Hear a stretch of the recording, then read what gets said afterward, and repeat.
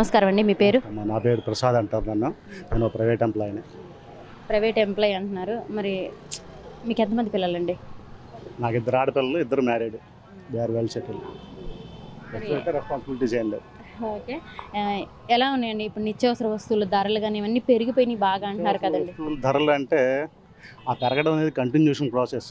అది ఇందిరాగాంధీ గవర్నమెంట్ ఉన్నా పెరుగుతుంది, చంద్రబాబు నాయుడు ఉన్నా పెరుగుతుంది, వాజ్పేయి గారు ఉన్నా పెరుగుతుంది, జగన్మోహన్ రెడ్డి గారు ఉన్నా పెరుగుతుంది, మోడీ గారు ఉన్నా పెరుగుతుంది. అది నిత్యావసర వస్తువులు అనేది కంటిన్యూషన్ ప్రాసెస్. దాన్ని ఎవరు దేశం మన దేశం లెవెల్లో చేయాలి తప్పితే రాష్ట్రం లెవెల్లో చేసే పరిస్థితి కాదు.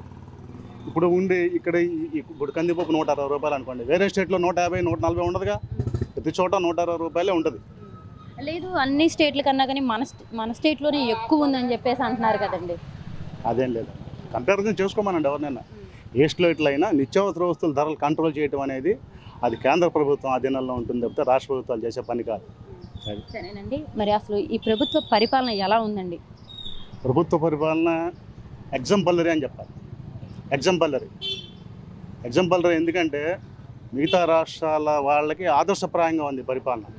ఎందుకంటే ఇంతవరకు ఎప్పుడూ లేని ప్రజల వద్దకు పరిపాలన అని పూర్వం ఎన్టీ రామారావు గారు మాట చెప్పేవాడు.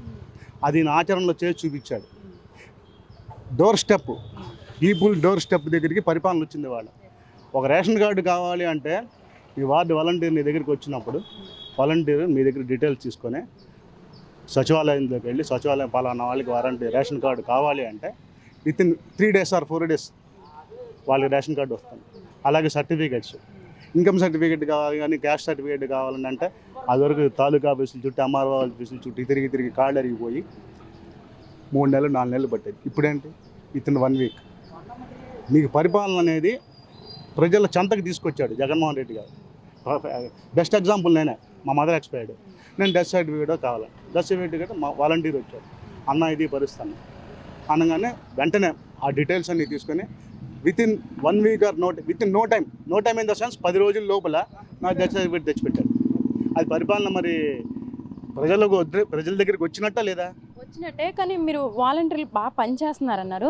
మరి ఈ వాలంటీర్లు కూడా కేవలం పార్టీని చూసే పనులు చేస్తున్నారు, వైసీపీ పార్టీకే చేస్తున్నారు అని చెప్పేసి కూడా అంటున్నారు కదండి. వైసీపీ పార్టీ తెలుగుదేశం వాళ్ళకి కూడా ఇచ్చారు కదా. ఉదాహరణ చెప్తా, ఈ డివిజన్లో తెలుగుదేశం పార్టీ అధ్యక్షుడికి పెన్షన్ వచ్చింది. మరి వాళ్ళు పార్టీని చూసి పనిచేసే పరిస్థితి అయితే ఆయన పెన్షన్ రాకూడదు కదా. ఈ డివిజన్లో ఇళ్ల పట్టాలు ఇచ్చారు.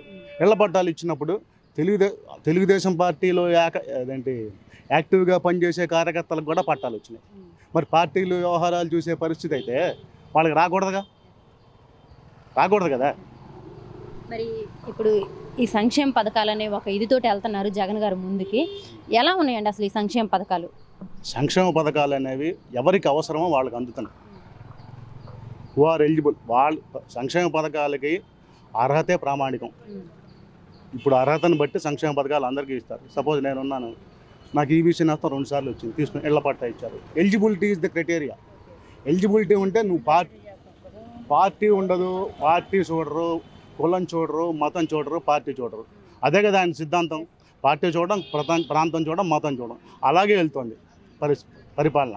మరి ఈ పథకాలు ఇస్తున్నారు కానీ పథకాలు ఇచ్చేసి రాష్ట్రాన్ని అప్పులు పాలు చేస్తున్నారు, జనాలను సోమరిపోతుల్ని చేస్తున్నారు, అసలు రాష్ట్రాన్ని అభివృద్ధి చేయట్లేదని చెప్పేసి అంటున్నారు కదండి ప్రతిపక్షాలు. నాకు ఈబీసీ నేస్తం వచ్చింది, నా ఉద్యోగం మానేసానా చెప్పండి. నా ఉద్యోగాన్ని వెళ్తాగా. ఆయన ఇచ్చేది ఈబీసీ నేస్తం కింద 15,000 అంటే నెలకి ఎంత పడింది చెప్పండి. 1200తో 1100 పడుతుంది.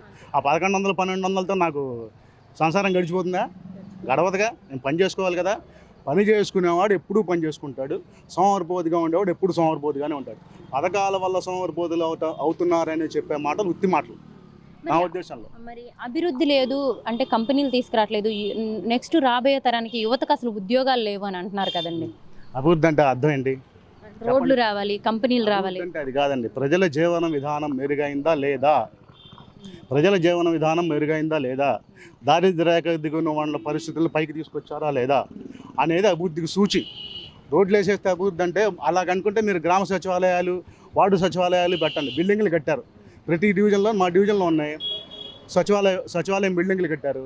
అంటే బిల్డింగ్లు కట్టే అభివృద్ధి అయినట్టేనా కాదా? బిల్డింగ్లు కట్టేదేమో అభివృద్ధి అనుకుంటే మా జగన్మోహన్ రెడ్డి గారు కూడా కట్టాడు. గ్రామాల్లోకి వెళ్ళండి, పిఎస్సి ఉంటుంది, సచివాలయ వ్యవస్థ ఉంటుంది, ఆర్బీకేలు ఉంటాయి. ఇవన్నీ డెవలప్మెంట్లే కదా. ఇంకా పరిశ్రమలు లేవంటున్నారు. కృష్ణపట్నం పోర్టు, మచిలీపట్నం పోర్టు, అటు వెళ్తే దాని పేరేంటి నెల్లూరులో కృష్ణపట్నం, ఇటు మచిలీపట్నం, గంగవరం ఫిషింగ్ హార్బర్లు తెస్తున్నారా లేదా? It will take time. Jaganmohan Reddy గారి పరిపాలన నేను 5 సంవత్సరాల కింద లెక్క అయ్యాను. ఇట్ ఈస్ కేవలం 2.5 years. 2.5 yearsలో ఒక 2.5 సంవత్సరాలు కరోనా వెళ్ళిపోయింది. ఆ కరోనాలో కూడా ప్రజల్ని కన్నబిడ్డల్లా కాపాడుకున్నాడు. డెత్ రేట్ మీరు చూసుకోండి. డెత్ రేటు మిగతా రాష్ట్రాల కంటే కూడా ఆంధ్రప్రదేశ్ తక్కువ. ఆయన ఒక మాట అన్నాడు జగన్మోహన్ రెడ్డి గారు, దీంతో మనం సహజీవనం చేయాలి అని. అందరూ ఎక్కిరిచ్చారు. ఇప్పుడు జరుగుతున్న పరిస్థితి ఏంటి? అదే నిజమైంది. దాంతోపాటు వెళ్తున్నాం మనం. ఇప్పుడు దాన్ని ఏమంటారు, అంతర్జాతీయ ఆరోగ్య WHO వాళ్ళు ఏం చెప్పారు? మీరు దీంతో సహజీవనం చేయాల్సిందే. ఏదైనా వస్తే జలుబు టాబ్లెట్లు, జ్వరం టాబ్లెట్లు వేసుకుని మీరు వెళ్ళిపోవాల్సిందే తప్పితే అంత ప్రమాదకరమైంది కాదు, ఇప్పుడు తగ్గిపోయిందని చెప్పారు. జగన్మోహన్ రెడ్డి గారు ఫస్ట్లో ఆ మాట చెబితే ఏమన్నారు? ఆయన ఎక్కిరిచ్చారు. ఇవాళ అదే నిజమైంది. మరి అదే కాకుండా మనకంటూ ఒక ప్రత్యేక రాజధాని లేదు అని చెప్పేసి అంటున్నారు కదండి. 3 రాజధానులు అని చెప్పేసి జనాలతో 3 ముక్కలు ఆట ఆడుతున్నాడు అని చెప్పేసి అంటున్నారు కదండి. రాజధాని అనేది ఎక్కడ పెడతారండి? అసలు రాజధాని అనేది ఎక్కడ పెడతారు? అమరావతి రాజధాని అయితే అది అమరావతి తీసేసారు. రాజధాని అంటే అమరావతిలో పెట్టారు. ఆయన ఏం చెప్పారు? ఫస్ట్ విజయవాడ గుంటూరు మధ్యలో రాజధాని అన్నారు. కట్టమనండి. విజయవాడ గుంటూరు మధ్యలో ఎక్కడ పెట్టారు? తీసుకెళ్ళి అక్కడెక్కడ విజయవాడకి 30 కిలోమీటర్లు, గుంటూరుకి 30 కిలోమీటర్లు గుంటలో పెట్టారు తీసుకెళ్ళి.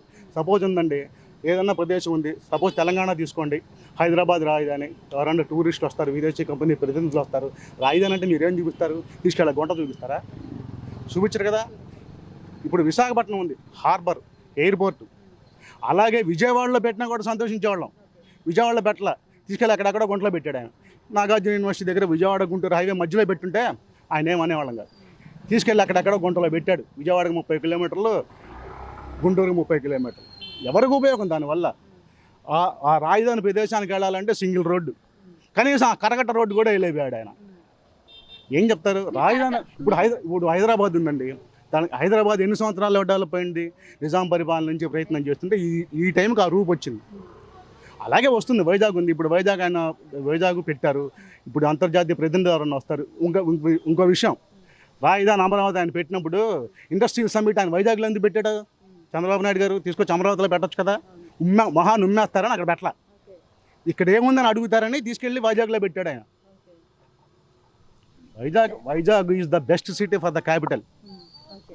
వైజాగ్ ఎందుకంటే దానికి అన్నీ ఉన్నాయి. ఎయిర్పోర్ట్ ఉంది, రోడ్డు కనెక్టివిటీ ఉంది, రైలు కనెక్టివిటీ ఉంది, అన్నీ ఉన్నాయి. అలాంటి ప్రదేశాల్లో రాజధాని పెట్టుకుంటారు కానీ తీసుకెళ్ళి గుంటలో పెట్టుకోడు ఎవడు.